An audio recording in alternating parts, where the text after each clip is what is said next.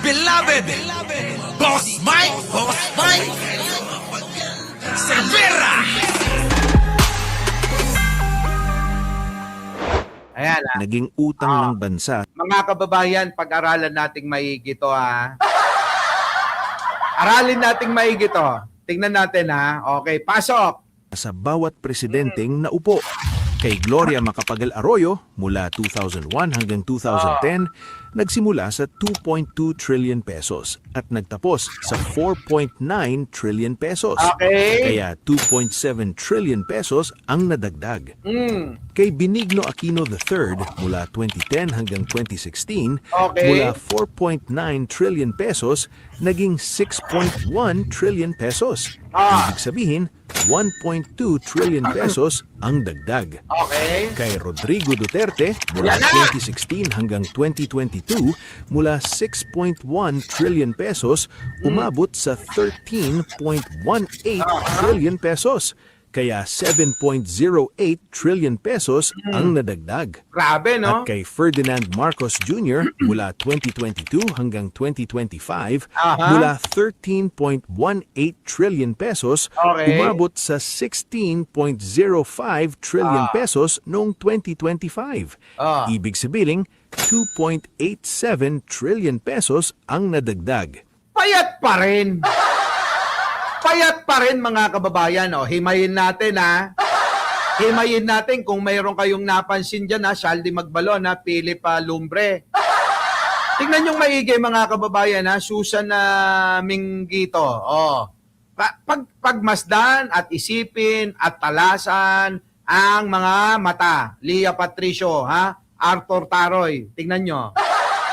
Otto Rainer, eto na. Pasok. Ito, ha, mga kababayan ko, ha. Ipin natin ang naging utang ng bansa sa bawat presidenteng naupo. Kay Gloria Macapagal Arroyo, mula 2001 hanggang 2010, nagsimula sa 2.2 trillion pesos at nagtapos sa 4.9 trillion pesos. Kaya 2.7 trillion pesos ang nadagdag. Kita nyo, mga kababayan ko, ha. Kung mapapansin nyo po ito, 2.7 trillion, dahil po, 9 na taon. 9 na taon ho si Gloria, eh. Inagaw niya kay ERAP. Ano po? Tapos po, mga kababayan ko, ang nangyari, dinaya si FPJ. Kaya naging 9 na taon. Tapos po, nag-umpisa po, minana niya kay ERAP. Alam niyo, sa totoo lang, maganda naman nung panahon ni ERAP, eh. Ewan ko ba? Tingnan niyo, mga kababayan ko. Magkano ang nautang? Naging doble. Doble, mga kababayan, ng higit, eh. Naging 2.7 trillion sa madaling salita. Tuloy. Kay Benigno Aquino III, Eto. mula 2010 hanggang 2016, Okay. mula 4.9 trillion pesos, Okay. naging 6.1 trillion pesos. Ibig sabihin? Ibig sabihin, 1.2 trillion pesos ang dagdag. Kita nyo, mga kababayan ko? Alam nyo, wag tayong magpaka-ipokrito. Aminin natin, nung panahon ni Ninoy, walang masyadong nangyaring kalamidad. Totoo yun. Diba? Totoo yun. Pero may makikita naman din tayo kahit papano na mga nagagawa na mga, mga project. Kahit papano meron. At mga kababayan ko, ito kadikit ho ni Digong. Kung mapapansin nyo, sa 6 na taon niya, 1.2 trillion lang. Ano po? Ito, ito na. Tuloy natin.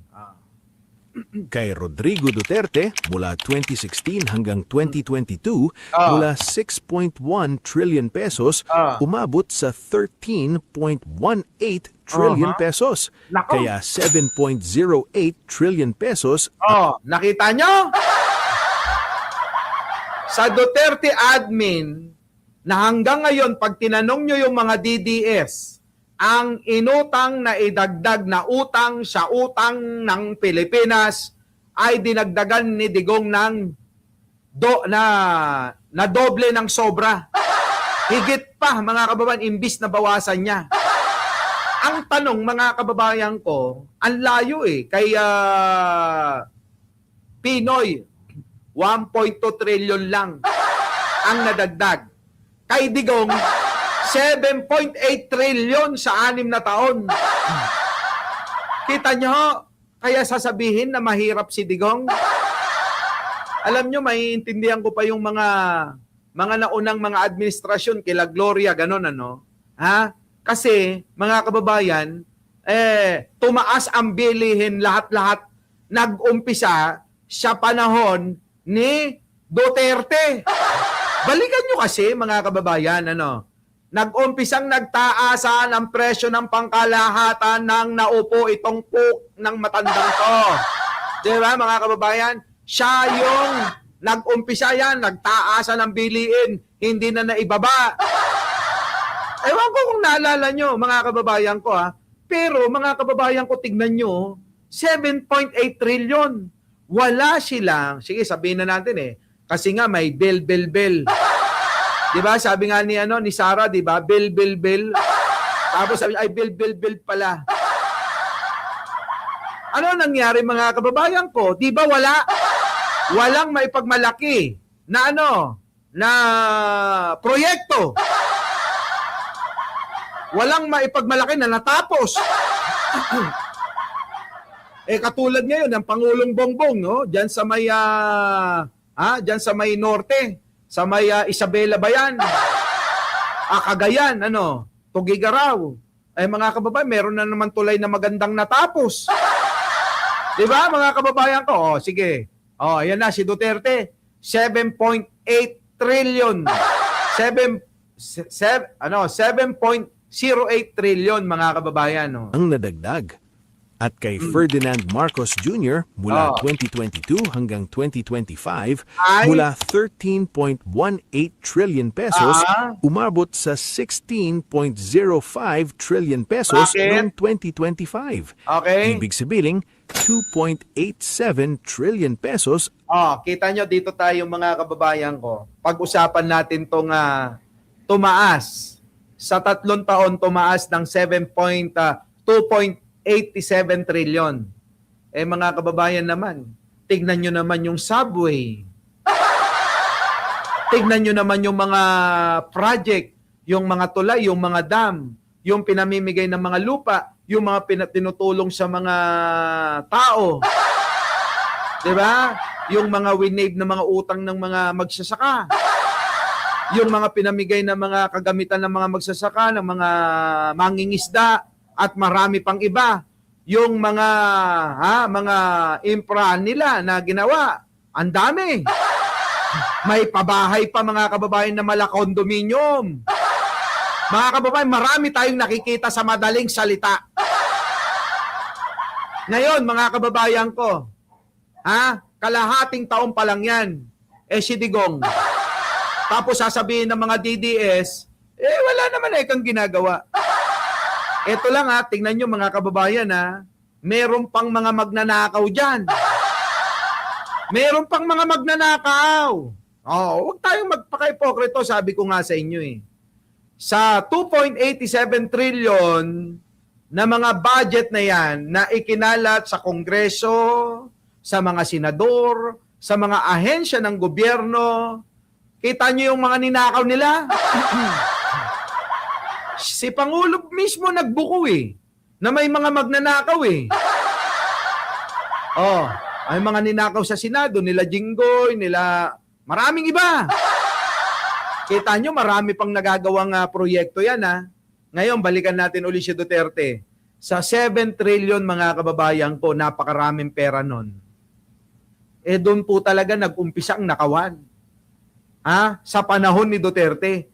Saan napunta ang 7.08 trillion, mga kababayan, na wala tayong makita? Paano ninakaw nga nila? Tama? Mga ninakaw nila, mga kababayan ko Kaya ganon. Di ba? Kaya ganon. Kaya lumaki ng ganon kay Digong. Yan, Yan, magkano yung kay Digong? Boss Mike. Ayan, Digong. Ilan sa'yo? Yan. Yan. Yan. Yan. Putik na yan, 7 trilyon mahigit, mga kababayan. Ang daming pera ang nasa kamay ni Dugong. Okay ni Nana. Si Pangulong Bongbong Marcos, kasama na dyan yung mga ninakaw na mga inang-inang mga congressman, mga senador, mga gabinete, tulad nila Bunuan, mga kababayan, kita nyo, marami pang natapos na proyekto si Pangulong Bongbong sa kanyang administrasyon. Kailangan pa ba nating i-memorize yan? Ay, nako, mga kababayan.